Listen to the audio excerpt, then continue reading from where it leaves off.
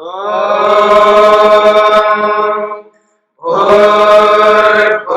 स्वः तत्सवितुर्वरेण्यं भर्गो देवस्य धीमहि धियो यो नः प्रचोदयात्।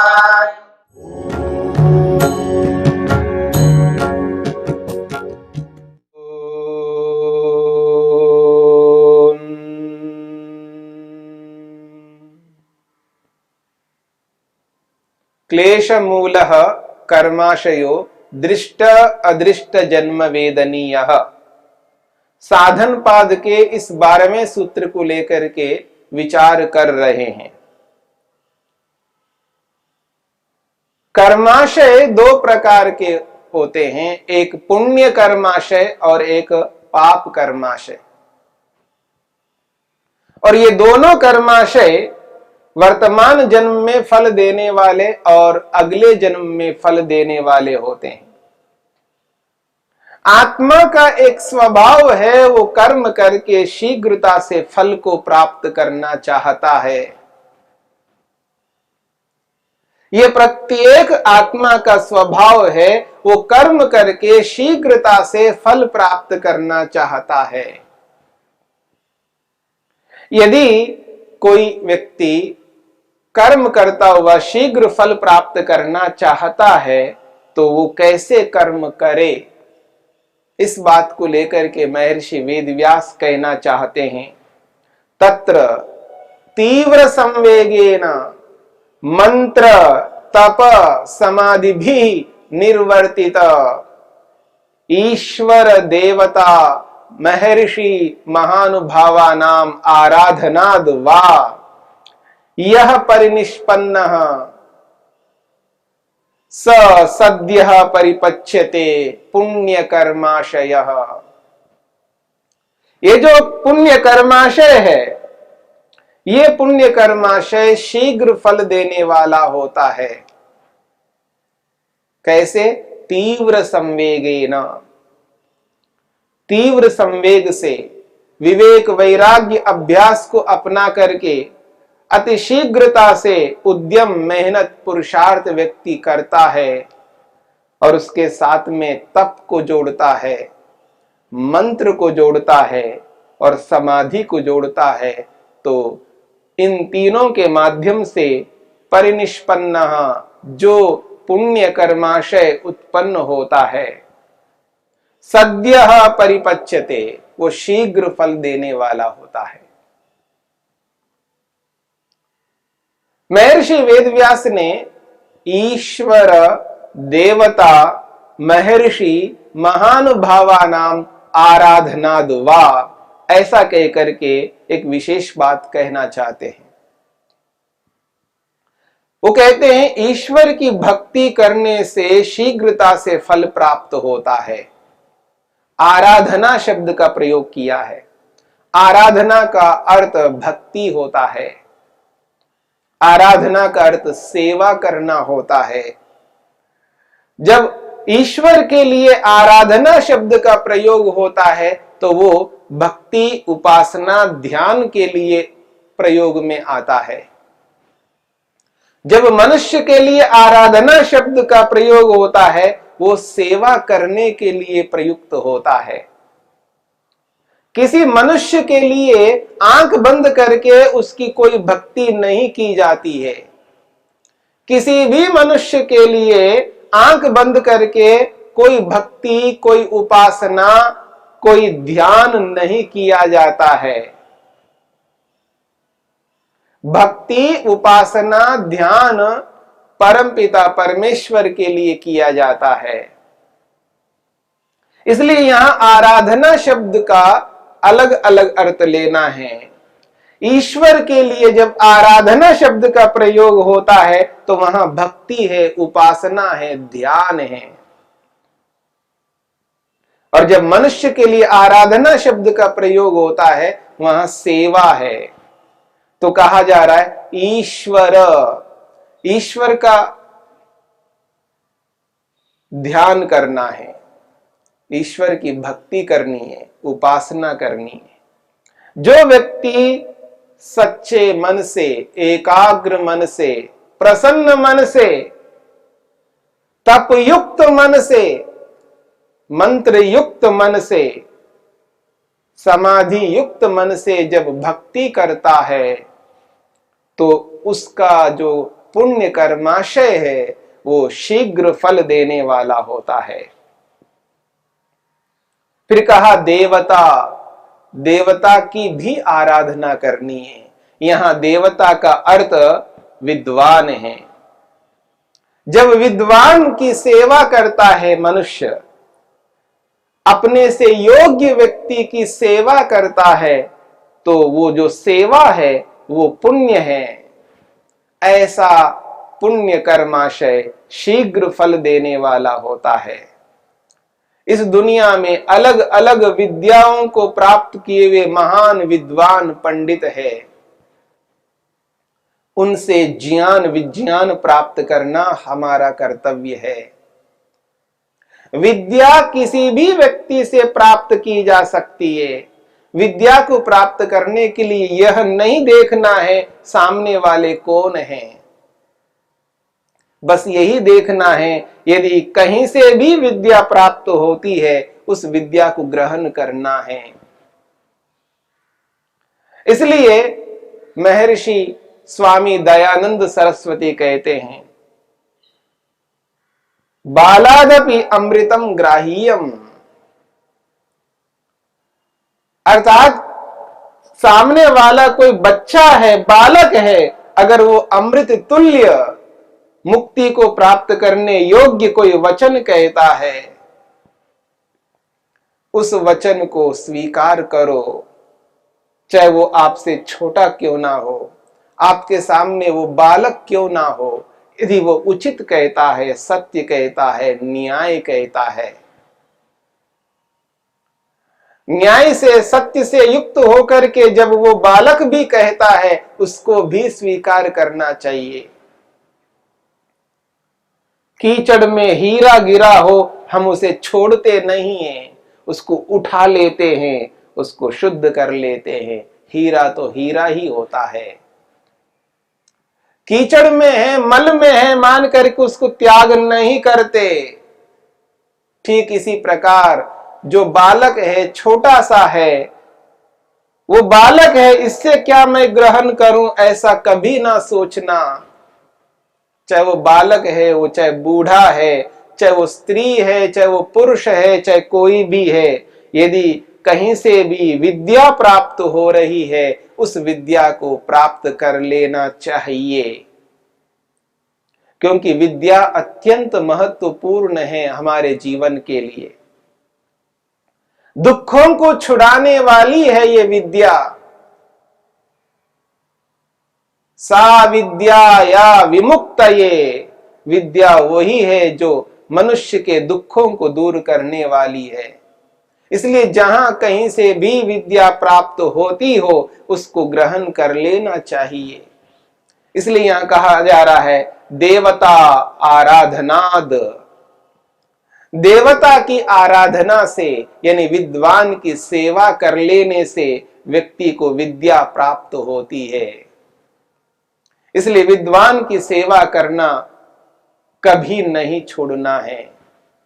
विद्वान की सेवा निरंतर करनी चाहिए। जो जो विद्वान हैं, जो विद्या के महान पंडित हैं, जो विद्यावान हैं, जिनके जीव में, जिनकी जिह्वा में विद्या रूपी सरस्वती निवास करती है, ऐसे व्यक्ति का आदर करना है, सत्कार करना है, उनकी सेवा करनी है। ऐसे विद्वान के लिए हाथ जोड़ना है, पांव छूना पड़े तो पांव भी छू लेना है, वाणी से अच्छे वचन बोलना है ऐसे विद्वान के प्रति, और आवश्यकता पड़ने पर शरीर से भी सेवा करना है। खिलाना पिलाना, जो कुछ भी सेवा हो सकती है, उस सेवा को कभी नहीं छोड़ना है। देवता आराधनाद, ऐसे विद्वान व्यक्ति की आराधना करनी है, सेवा करनी है। फिर कहा है महर्षि। ऋषियों के जितने भी ग्रंथ हैं, जितनी भी पुस्तकें हैं, उन सबको आदर से देखना है और आदर से उनको अपनाना है, आदर से उनको पढ़ना है। ऋषियों के संदेश को उन पुस्तकों में जो संग्रहित किया गया है, उन पुस्तकों को पढ़ना है, उनका स्वाध्याय करना है।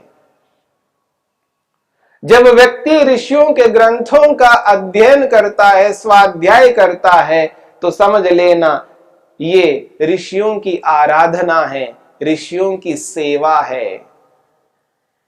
ऋषियों के ऋण से उऋण होने का एक बहुत बड़ा माध्यम है स्वाध्याय करना। और जब व्यक्ति स्वाध्याय करता है तो ये बहुत पवित्र उत्तम कर्म है। इस पवित्र उत्तम स्वाध्याय के माध्यम से उसका पुण्य कर्माशय उत्पन्न होता है, सद्या परिपच्यते, और वो पुण्य कर्माशय शीघ्र फल देने वाला होता है। ईश्वर, देवता, महर्षि, महानुभावानाम, और भी संसार में जो महानुभाव हैं, महान आत्माएं जिन्होंने उत्तम उत्तम कर्म किए हैं, उनकी भी आराधना करनी है, उनकी भी सेवा करनी है। अलग अलग क्षेत्रों में अलग अलग महान आत्माएं हैं, इस संसार में विद्यमान हैं। अलग अलग विषयों में अलग अलग योग्यताओं को प्राप्त करके संसार का उपकार करने वाले उन महान आत्माओं को ध्यान में रखते हुए उनका भी आदर करना है, उनका कभी अपमान नहीं करना है। इस बात को समझने का प्रयास करना है। जो उत्कृष्ट व्यक्ति होते हैं, जैसे लौकिक भाषा में हम कहते हैं महाशय, जिनका आशय महान है, ऐसे महाशय लोगों का यदि ध्यान हम रखते हैं, उनकी सेवा करते हैं, उनको पूछते हैं, उनका आदर करते हैं, उनको नमन करते हैं, उनके पांव छू लेते हैं, उनको बिठा लेते हैं, उनको खिलाते पिलाते हैं, उनके लिए अच्छे वचन बोलते हैं, तो ऐसे महानुभावों की ये सेवा है। महर्षि वेदव्यास कहना चाहते हैं, परमपिता परमेश्वर की आराधना करो, ईश्वर की भक्ति करो, ईश्वर की उपासना करो। उस उपासना से, भक्ति से उसका जो पुण्य कर्माशय बनता है, वो पुण्य कर्माशय सद्यः परिपच्यते, शीघ्र फल देने वाला होता है। विद्वान की आराधना करने से, विद्वान की सेवा करने से शीघ्र पुण्य कर्माशय फल देने वाला बनता है। महर्षियों के ग्रंथों को पढ़ने से, उनकी रचनाओं को जीवन में प्रयोग करने से व्यक्ति का कर्माशय पुण्य कर्माशय बनता है, और वो पुण्य कर्माशय शीघ्र फल देने वाला होता है। क्योंकि जितने भी ऋषियों के ग्रंथ हैं, उनका स्वाध्याय करना योगाभ्यासी का परम कर्तव्य है। बिना स्वाध्याय के वो अपने लक्ष्य को पूर्ण नहीं कर सकता। और जो भी संसार में उत्तम उत्तम महानुभाव हैं, उन उत्तम महानुभावों की भी सेवा करनी चाहिए, उनकी भी आराधना करनी चाहिए। जहां जब कभी जिस परिस्थिति में महानुभाव हमें दिखाई दें, उनका आदर करना है, उनका सत्कार करना है। इस प्रकार से जब व्यक्ति चलता है तो उसका जो पुण्य कर्माशय बनता है, वो पुण्य कर्माशय शीघ्र फल देने वाला होता है। इसलिए महर्षि वेदव्यास कहना चाहते हैं, तीव्र संवेगेन, तीव्र संवेग से युक्त होकर के व्यक्ति मंत्र का, तप का, समाधि का प्रयोग करता है, और उनसे जो निर्वर्तितः, उनसे जो उत्पन्न कर्माशय है, पुण्य कर्माशय, वो शीघ्र फल देने वाला होता है। और ईश्वर की भक्ति से, विद्वान की सेवा से, ऋषियों के ग्रंथों का अध्ययन स्वाध्याय करने से और संसार के श्रेष्ठ महानुभावों की सेवा करने से उसका जो पुण्य कर्माशय उत्पन्न होता है वो शीघ्र फल देने वाला होता है। तो क्लेश मूलः कर्माशय, ये जो कर्माशय है ये कर्माशय क्लेश मूलक है। क्लेशों के रहने पर ही हम कर्म करते हैं और ऐसे कर्म करते हैं जिनसे दो प्रकार के कर्म उत्पन्न होते हैं, एक पुण्य कर्माशय और एक पाप कर्माशय। और पुण्य कर्माशयों का फल शीघ्र प्राप्त करना चाहते हैं तो व्यक्ति को तीव्र संवेग को अपनाना होगा, अर्थात तप, स्वाध्याय, ईश्वर प्रणिधान के माध्यम से क्रिया योग को अपना करके यम नियमों का पालन करते हुए विवेक को प्राप्त करना है, वैराग्य को प्राप्त करना है। और विवेक वैराग्य को प्राप्त करके व्यक्ति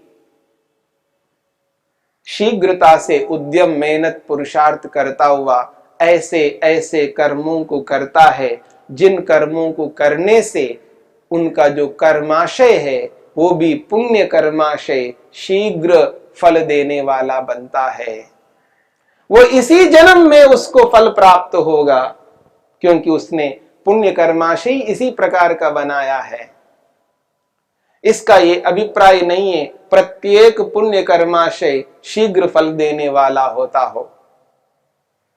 कर्माशय, पुण्य कर्माशय में भी अलग अलग पुण्य होते हैं। उन अलग अलग पुण्यों का फल वर्तमान जन्म में और आगे आने वाले जन्म में कब प्राप्त होंगे इसका इदम इत्थम के रूप में नहीं कहा जा सकता। फिर भी महर्षि वेदव्यास ने कुछ संकेत किया है इस 12वें सूत्र में कि व्यक्ति तीव्र संवेग को अपना करके मंत्र का प्रयोग करता है, जप करता है, ध्यान करता है, उपासना करता है, तप को मानसिक रूप से अपना करके चलता है, समाधि लगाता है, तो उसका जो पुण्य कर्माशय बनता है वो शीघ्र फल देगा। ईश्वर की भक्ति विशेष से, देवताओं की सेवा से, महर्षियों के ग्रंथों का स्वाध्याय करने से, महानुभावों का यदि उनका आदर सत्कार कर लेते हैं तो शीघ्रता से वो फल देने वाला बनता है। उसका नाम है पुण्य कर्माशय।